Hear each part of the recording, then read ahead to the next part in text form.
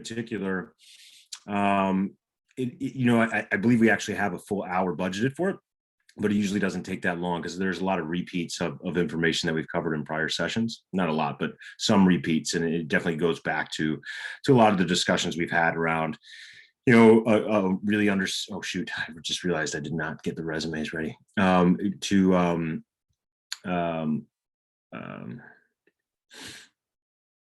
To conversations around like understanding how to talk through your past experiences and preparations around situations and being able to kind of go through the STAR method and tell stories. Like that's a lot of what is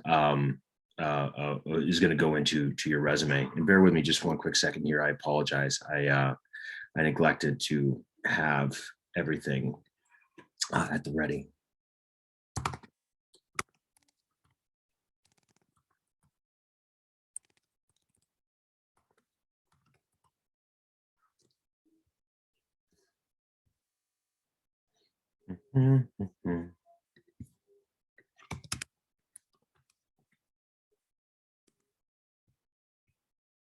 Sorry, y'all. Not cool of me to do this.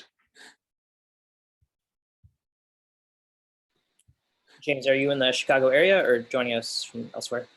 I am in the Chicago area. I actually live in the south suburbs. I live in Homewood. I'm not sure if anybody's familiar with Chicago and the surrounding areas, but I am effectively, it's far south suburbs, so I'm about 15 miles from the Indiana border, and I am basically at like 175th and Halstead. So it's a good chunk south of the city. But I for those of you in Chicago, that was I lived there for many years, and I do miss the city very, very much. That was one good thing about not pre-pandemic. Lots of good things about pre-pandemic, right? But I used to have to commute into the city. Now I don't have to do that. I literally just work in my office here at home nearly every single day, so I miss it. But anyway, so thanks for your patience there. I appreciate it, everyone. And we are back in action. I am going to share my screen. Or was I already? I was not already. Good. That would have been awkward.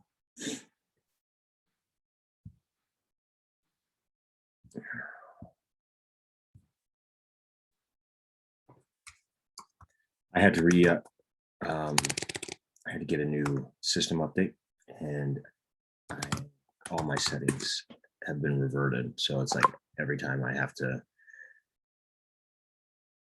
Okay, that's cool. Okay, so can everybody see my screen now? Did that work? That did not work. No, not yet. Okay.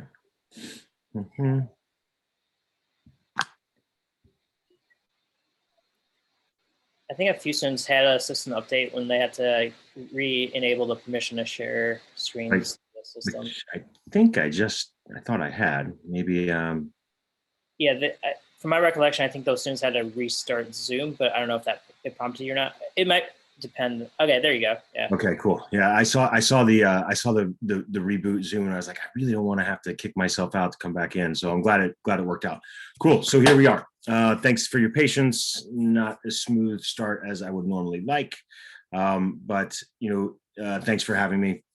This session is really talking through how to best prepare for the sessions you're going to be having with your resume mentors and resume coaches to make sure you're doing the best that you can, right? And as you kind of formulate your past experiences and obviously your current education into a document that's going to help market you to a new role. And that's the one thing that we always want to come back to is we do have to remember that our resume is effectively a marketing document, right? It is trying to put your best foot forward without somebody actually knowing you. Maybe sometimes they do, but on the usual, they will not. So this document is going to be what people see, right? And we want to make sure that you're doing the best that you can to put that good foot forward. So with that said, we'll kind of dig in. just some quick facts on resumes. Can everybody, is this an appropriate size for everybody, by the way? Everybody read this okay? Okay, cool. So your resume will get scanned on an average of 6 to 8 seconds. If you get more than that, that's because something kind of stuck out in the recruiter and or hiring manager's mind. So as you think about the document and the bullets that you're going to be putting there, from a summary to the first 2 bullet points under each experience, whatever it is, make sure that those are succinct, that they're appropriate and applicable, right? Because otherwise it will take 6 seconds and they'll just move on to the next one. So, but there are ways to do that. So the other things to consider is you do want to make it easy to skim. So you don't want lots of block form, open text or open copy. You really do want to make it easily digestible. That's usually going to happen through bullet points and a quick summary. You do want a 1 page. For this instance, for your situations right now, I think 1 page is probably enough. Could you go 2 pages maybe for the next experience? But for the purposes of the internships, for sure, I think probably a single page is enough. Now, I understand that not all of you, well, there are experiences prior to Code Platoon, right? That you probably want to make sure that you cover off on. We don't want to preclude those necessarily, but we want to make sure that we're really focusing in on the experiences that are most relevant. And I think that we should be able to do that on 1 page, but do what you need to do and definitely work with your mentors on that. So, case in point, like I got 20 years experience. I haven't actually put together a resume in a few years, which is unfortunate. I'm in good shape, thankfully, but I do feel that you should always try to keep a resume up to date and at the ready, just to, as we started the cohort, as you document the things that you do, right, and the achievements that you have, the successes that you have, the impacts that you make, it's good to document those because you're going to need them as you market yourself for your next opportunity. So I think it is worthwhile to kind of try to keep an updated resume, or at least bullets that you can add to a resume. But case in point, like I only have a single page resume, at least I did 5 years ago. So I think it's possible to kind of glean the most relevant information into a single page. Always want to include your LinkedIn and your GitHub profiles. Those are going to be relevant. People are going to want to check those out. So definitely keep those links there and at the ready. This is these are kind of repetitive on what we've discussed in past sessions. Obviously provide evidence that you're well suited for the job, right? And for the opportunity. And that's going to be through those bullet points. Don't just list job responsibilities, but talk about impact. That's another thing that we've talked about in past sessions. There's a resume that just kind of relists what it is that you're supposed to be responsible for, carries very little weight next to a resume that says, this is what we did, right? Or this is what I did, and actually has numbers or data or some sort of result versus just responsibility. So really try to hone in on the results and the impact more than than just basic job responsibilities or role responsibilities. And then summarize what you specifically are doing, all right, and how it's contributed to who you are today and your professional skills. Now that one's a little bit softer, right, and a little bit more difficult to kind of tackle in a single bullet point. But in each bullet, you want to try to talk about, if you can, or in a separate bullet point, the growth that you experienced, right? Every opportunity that you have you shouldn't be the same person at the end of it as you were when you started, right? You should have taken on new responsibilities. You should have taken on new knowledge, right? And how you went about that and what that means to you, right? And how you're looking to use it. Like that's always beneficial. Is that all jive? It's fairly straightforward, I think. So the skills to highlight in your resume, and this might be more applicable to some than others here. For those that haven't necessarily been in a technical environment, but have been looking more at or have had a career solely within the forces or in a role that is not engineering or technically oriented. These are the things that are really good to highlight nonetheless, because any engineering organization is going to want these things, and any company in general, right? So as you look to kind of talk through your past experience, teamwork and collaboration, huge, right? You're very rarely going to be in a silo all by yourself. Like, how well do you play with others? And there are instances to kind of talk through that. Problem solving skills. Something was thrown over the wall for you to take care of. How did you tackle it, right? Like, what did you do? If you didn't know it, how did you get to know it, right? To make sure that you can deliver an appropriate solution. That kind of carries right into creativity and ingenuity. Leadership, the same. Communication skills. There's countless studies and white papers around the one thing that kind of rises to the top for organizational leaders and what they want, not just within managers, but everybody within the organization. It comes down to communication, right? The ability to effectively and clearly and concisely communicate what the hell they want and what they want to talk about, and as well what needs to be done. So communication skills are great, and there's no better way to do that than through a clear and concise resume, but also through experiences that demonstrate the fact that you were able to communicate effectively through to peers, to managers, or to reports. The development methodology. I mean,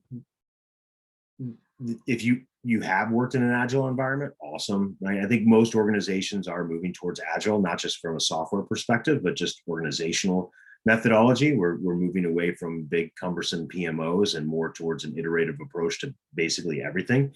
And I know that the Army maybe not so much, right? They're still maybe in some more archaic, I shouldn't say archaic is not the right word, but older methods. But nonetheless, if you can talk through a more iterative approach, that would definitely be positive. Are there other things that anybody else feels would be good to highlight on your resume that we did not call out here? I'm sure there are others. Just to spitball for others that maybe there's something I didn't cover off on here.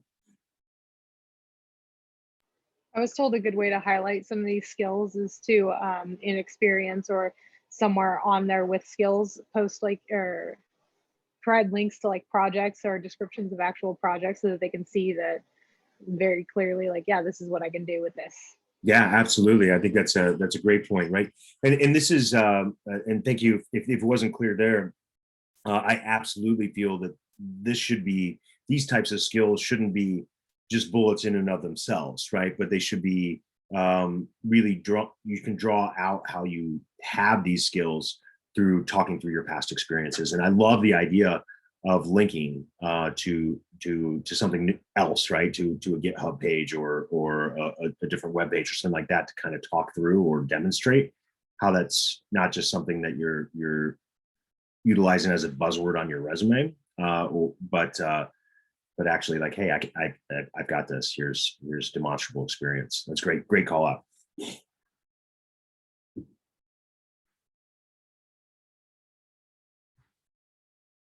Anything else? Yeah. Cool. Glad we covered off on that.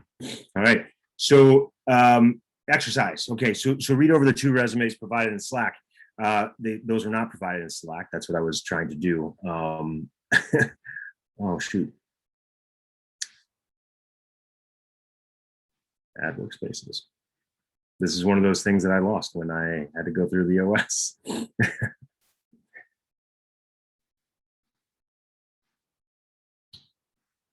Bear with me just 1 second. Is it code switching like this? Is that right? I can't recall. I can look on my phone.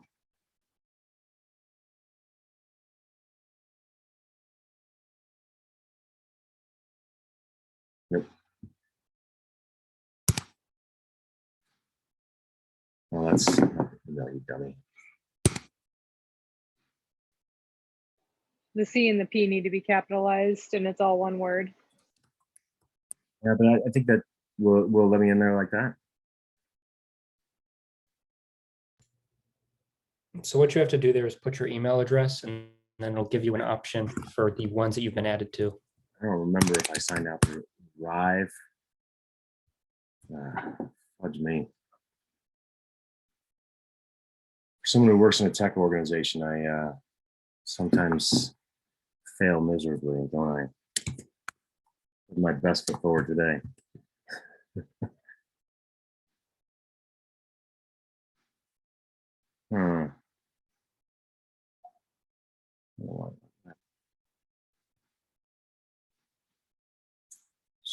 So maybe it is this one.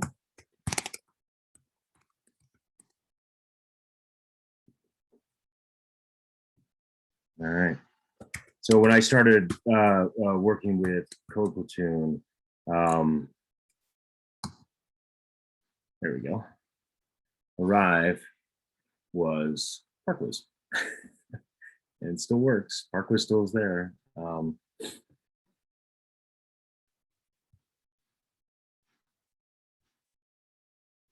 Okay. There we go. Perfect. Thanks again for your patience. I'm going to drop these in.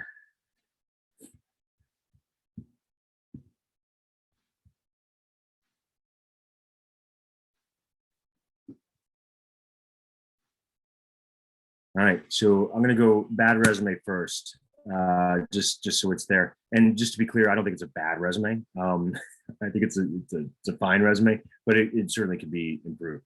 So everybody can take a quick look at that, open it up, just kind of give some thoughts based upon conversations that we've had in the past and everything else. Like, I'd love thoughts on where it might be lacking, and where it might be improved.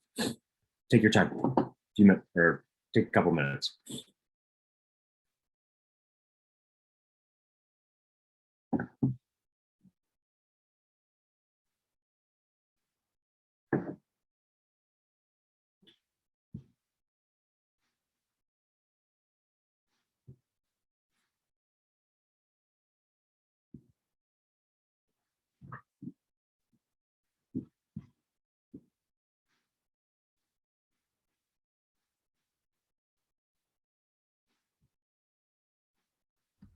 It could definitely be a lot shorter or more condensed, I could say. Mm-hmm. Yeah, I won't argue against that. There's no real like introduction on like whose resume it is. It's kind of just like throws you into it. Oh yeah, this has been blinded, so even though it actually says right here, but yeah, it does. It just doesn't. There's no summary or anything like that. It just kind of jumps right in for sure. The formatting is really bad. Like the skills should be split if they're going to be grouping them like that, not just on the same line. And one of the experiences runs from one page to the next, like splitting halfway. So that looks really ugly. It's fair. It's fair. All those things are true. Anything else stand out? It's not easy to scan, like to read quickly. It's a lot of small words and everything's really close together. I feel like a lot of these bullet points can be said and can like condensed into like, 1 or 2 bullet points, 1 or 2 or 3 bullet points instead of adding like 5 or 6 bullet points. It's too much. Yeah. And the other thing that I think is worth calling out too is there's a little discussion around like output or impact, but not really, right? Like, it's very soft, right? Like, there's no quantities, there's nothing quantifiable, right? If we look, the most recent experience is always what recruiters or hiring managers are going to focus in on, right? So if you look at this resume, and like, let's go through like this last one, or last two, this last two, focused on company culture with a current team and new employees, improved retention and morale. Like, it's pretty fluffy, right? Doesn't really say much. Instrumented team with development tools, procedures, and flow. Like, again, like, what does that really mean? It doesn't really have any substance, right? So, we work through that, right? And we kind of redid it. And this is probably an outdated example, but let's go through and take a look at the improved resume. It kind of looks a little bit different, and kind of has some different highlights as well.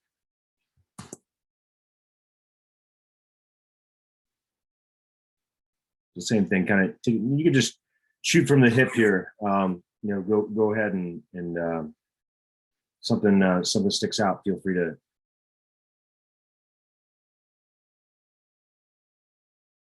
Let me know.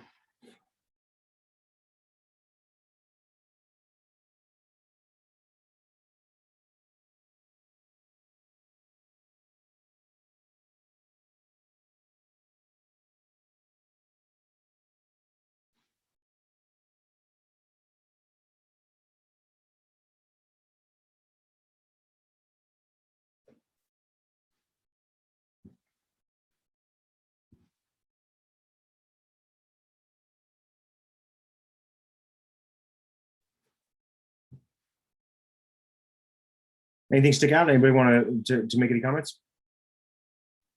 It's still really long, but I think what they did with the environments at the bottom of each one, kind of showing, it seems almost a little like, I feel like that might be better than just having it in skills in a big chunk at the bottom, because it kind of seems more relevant having it under each experience. But yeah. Yeah, I would agree, and I think his resume is a little long. It could be cut a little bit, right? But it is a little bit. It's more concise now, right? There's an actual understanding of what the hell he did versus, again, going what kind of the responsibilities were. And there's kind of some data. So there's a way he got to the result, like that former resume, right? Looking specifically at eGate, right? He had focused on company culture with current teams, improve retention and morale, like. It's such a bogus statement, right? Or I shouldn't say it's bogus, but it just doesn't mean anything. But here, we've got something that, like, what was not just what the problem was and kind of what you were doing or what the end result was, but how you got there, right? Like what was the actual action taken? Develop communication tools to allow for better communication flow during the development process, and it resulted in a strong team collaboration. Like that actually means something to me a little bit. Like if I'm working for an organization that I know we've got problems there, like someone that has led that, that reads a little bit better to me, right? Refocused interview process to screen for goals, strengths, work ethic, and vision, resulting in 12 strong team hires and improved team morale. Like, yeah, that's got a little bit of meat to it, right? It just seems a little bit better than just saying, improve team morale. And I agree. In regards to listing the environment, that is good on a number of different ways, right? Number one, it does, for him in particular, right, it shows a little bit of breadth in regards to his technical skill set and capabilities, right? There's a couple of different environments that he can support, a couple of languages that he's very familiar with or whatever, right? Like that shows, like, I don't think anybody's really a full stack developer these days, right? But it shows that he can cover off on a lot, and that's beneficial, right? The only other thing that I would say as a follow up to that is, and I think I've mentioned this in prior sessions, don't put anything on your resume that isn't true. You're not ready to defend. Don't say that you're an expert at something or that you're really familiar with this environment, because that'll get vetted out real quick, right? And that won't bode well. So just to be mindful of that too. But these two resumes show there's a difference in there's quantities, there's actions that were taken and the results versus just a result, right? There's data, even if it's qualitative versus quantitative, that shows, right? Like this is the action that was taken. This is the problem. This was the action. This was the response or the result, right? Those are the types of flows that you want to take in some of these bullets to make sure you're actually showing some of the problem solving, some of the communication, whatever it is, as you're building out this resume. Does that make sense? Does anybody else have any other comments on that? No. I can't remember how to get back to my. How do you toggle back between screens? Like, how do I move this? There it is. All right, just like that. That's how I do it. Okay, so that was our exercise. That was fun. Right now, what about cover letters? Have you all talked about cover letters yet? No. No, not yet. So let me tell you my opinion on cover letters. I don't like them. I don't think they're necessary. in most situations. However, I think as somebody breaking into a new industry might make sense, right? If you're trying to career switch, cover letter is a great place to show why, right? Why you're looking to do that and why your skills are relevant as you're looking to make the switch. In that instance, I think they're great. But overall, further on in your career, I don't think they're actually that necessary. And a lot of the applicant tracking systems that are in place these days, you can put a quick summary or a quick note along with your application or your resume. So a formal cover letter isn't often needed.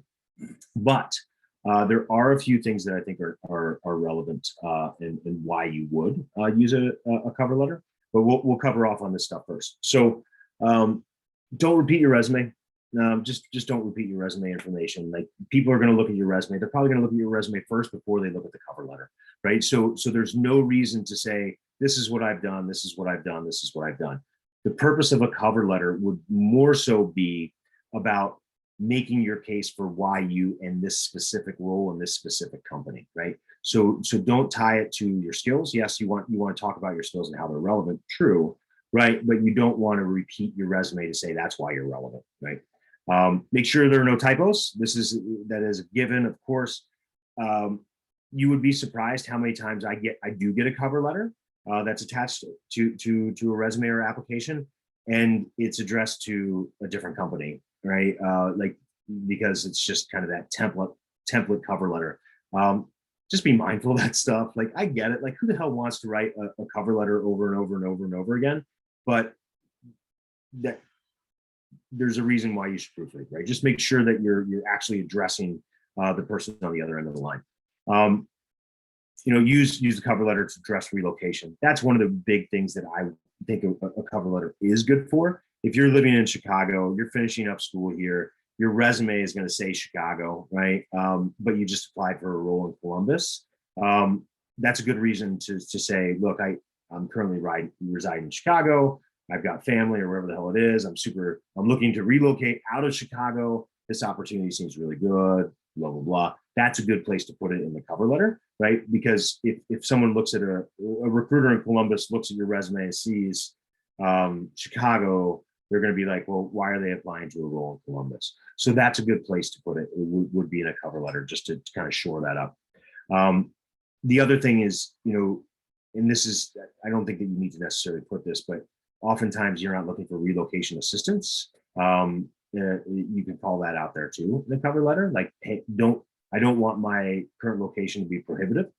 Now, in the times of COVID, right, in pandemic, granted, things seem to be getting a little bit better with the vaccine rollout, but a lot of people are working from home, might not even be relevant. But it's just something to kind of think through. So the other things that are worthwhile is, if you do know somebody at the organization, absolutely mention them. I also think if you do know somebody at the organization you're making an application for, that you should reach out to the person at that at the organization and say, who do I need to talk to here, or who should I address this to, or can you try to get my my application to the top of the stack, whatever it is. Make sure you exploit, and not in a bad way, but make sure you exploit all the relationships that you possibly have. It just makes sense. Does all that make sense in regards to cover letters? I got a couple of examples here that I think are pretty good. So this one is the run of the mill, which is, hey, I'm submitting my resume for the role, right? I'm not going to read through this, no reason for it. But basically what it's saying is, I see this role, it really seems cool. My background makes a lot of sense for this.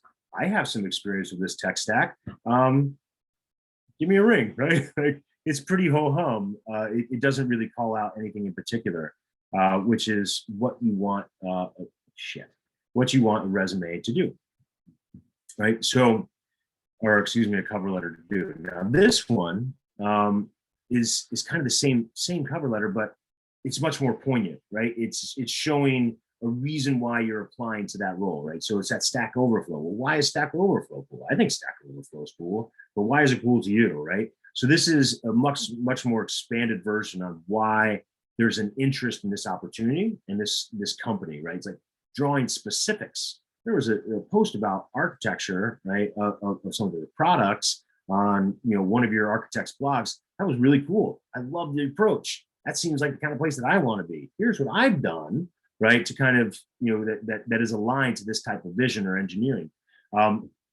This stands out, right? Like if I'm looking at cover letters and I see this one versus the other, this is somebody that's like, oh, they took the time to really truly understand the organization, or they really did know the organization. They're really interested in us, which is a very good thing, right?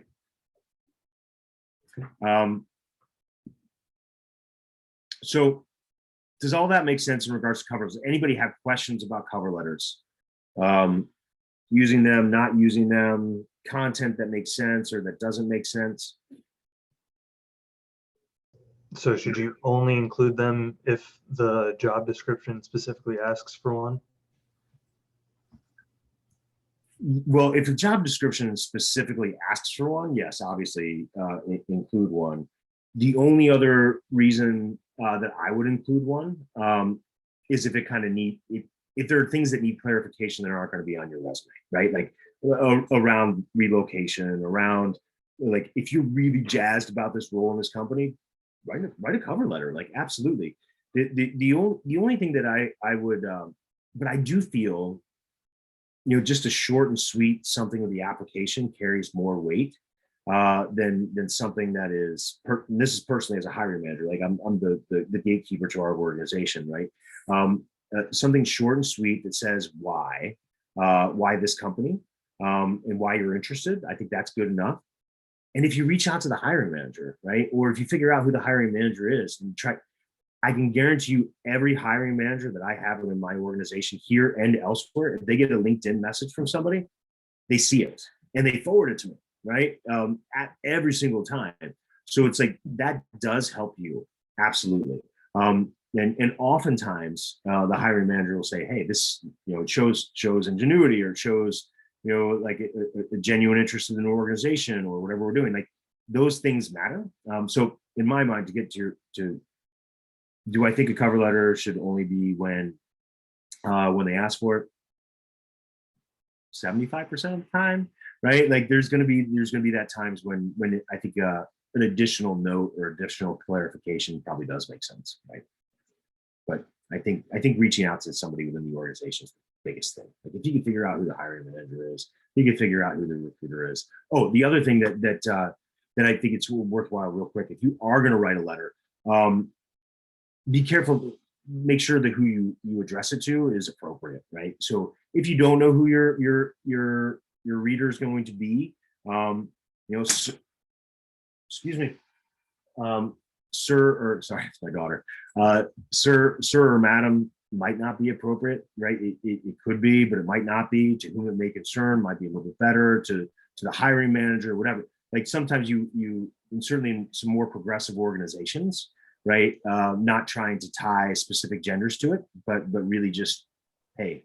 It's okay to go. I'm sorry, I was going to ask you. Is it okay? It's okay to pretty much address the company, right? Absolutely. Yeah, I think it is. Yeah.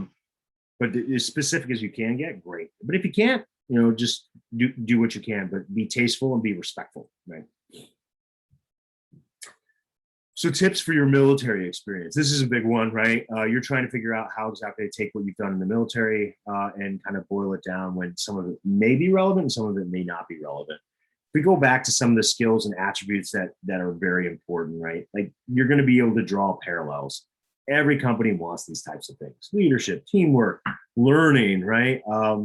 Global immersion, problem solving. Like these are all good things, and you'll likely be able to take some of your experiences and boil them down into this. So highlight those skills in your actions while you were in service, and every other company and every other experience you've ever had. Don't use jargon, right? You have to remember most civilians don't know military terms or acronyms, and your resume coaches should be working with you on that. You should still be able to find plenty to talk about. And that doesn't mean you want to gloss over what it is that you've done.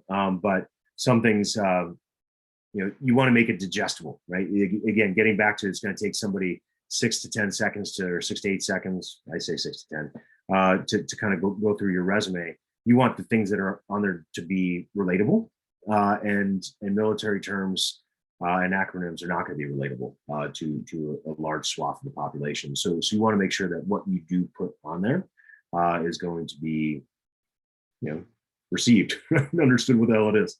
Then there's way to do that. So does that all make sense? Sweet.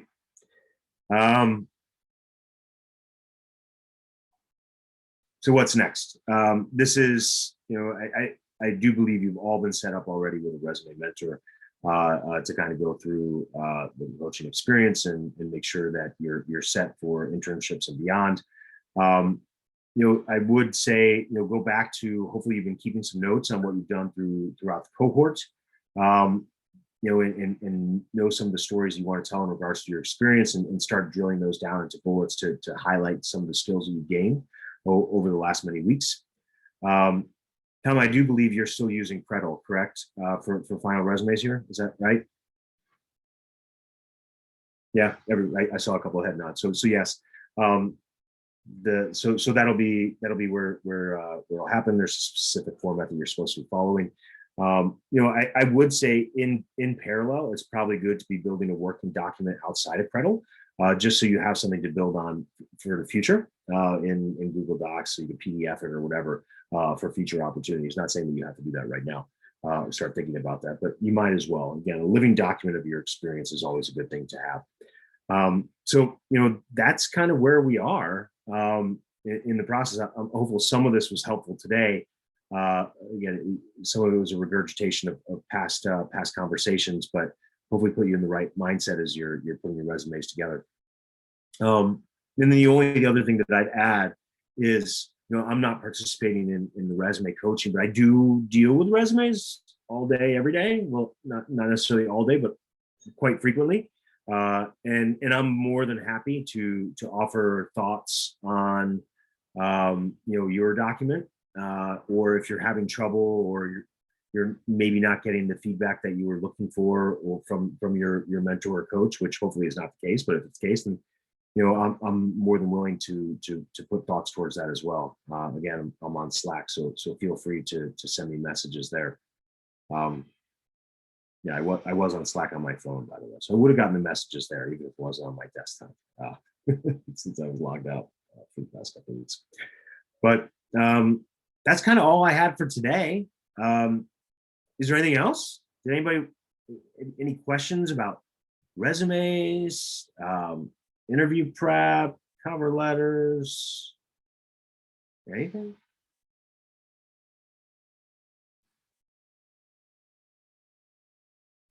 No? Okay. So one other thing that I will add before I jump is there are a few more sessions where we do kind of go through interview preparation, right? And those are worthwhile. I'm hopeful to lock in my VP of engineering here at Arrive. He's a fantastic guy to kind of go through what he looks for as a hiring manager, and the best way that you can prepare for the interviews that he's kind of led over the years as a manager and tech lead. And then we'll also go through some behavioral and situational interviews, right? That are always a component of interviews as well, outside of just the tech component. But if there's no other raised hands or comments, thanks a lot. Thank you. Thank you. All right. Yeah, thank you, James. All right. Is there anything else, or should I call it a day?